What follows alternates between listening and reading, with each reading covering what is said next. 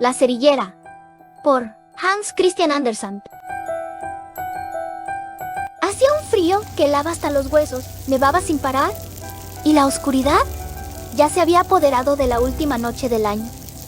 La noche de Nochevieja. En medio de ese frío y esa oscuridad, una pobre niña caminaba descalza por la calle. Sus pies pequeños estaban amoratados por el frío, y en un viejo delantal llevaba un puñado de cerillas. En la mano sostenía una cajita con más. Nadie le había comprado ni una sola cerilla en todo el día, y el hambre y el frío la estaban consumiendo. No se atrevía a volver a casa. ¿Qué le diría a su padre si no había ganado ni un céntimo? Sabía que le pegaría. Además, en su casa hacía casi tanto frío como fuera.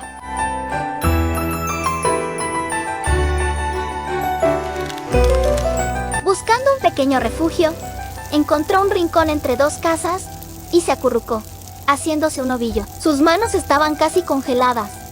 ¡Ay! Si tan solo pudiera encender una cerilla, sería un pequeño consuelo. Sacó una y ¡rash! La frotó contra la pared. ¡Qué llama tan cálida y brillante! Le pareció que estaba sentada frente a una gran estufa de hierro, con un fuego que bailaba alegremente. ¡Qué bien se sentía! Estiró sus pies para calentarlos también.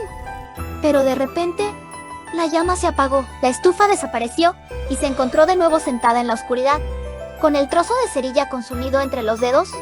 Encendió otra. La luz iluminó la pared, que se volvió transparente como un velo. Pudo ver el interior de una casa, donde una mesa estaba puesta con un mantel blanquísimo y una vajilla reluciente. En el centro, un pavo asado humeaba deliciosamente.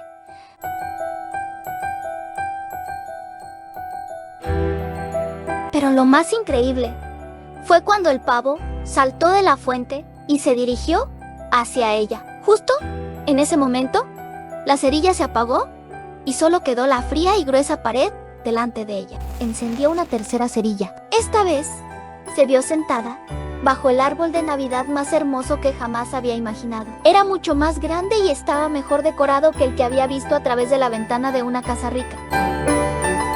Miles de velitas de colores ardían en sus ramas verdes, y figuras preciosas parecían sonreírle. La niña levantó sus manos hacia ellas y la cerilla se apagó.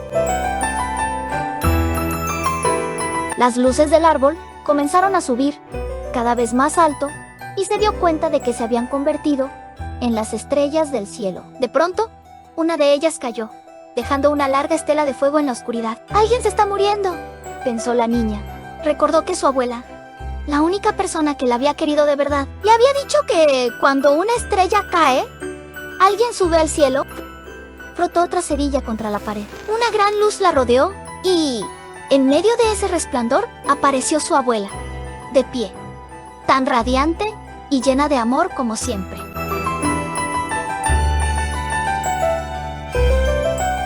¡Abuelita!, gritó la niña.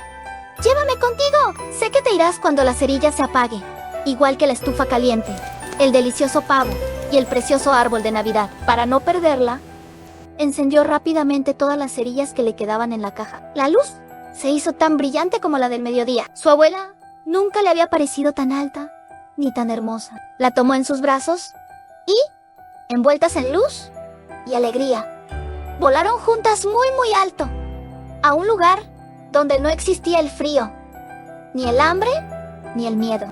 Sonaron las 12 campanadas, y en cada fiesta y en cada familia un brindis por cada campanada.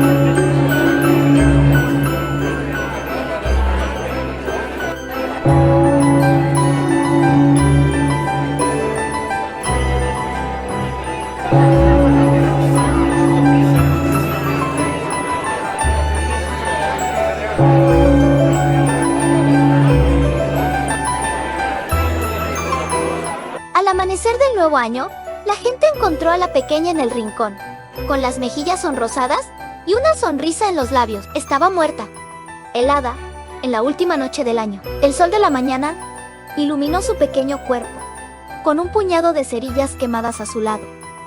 Quiso calentarse, decían, pero nadie supo las cosas maravillosas que había visto.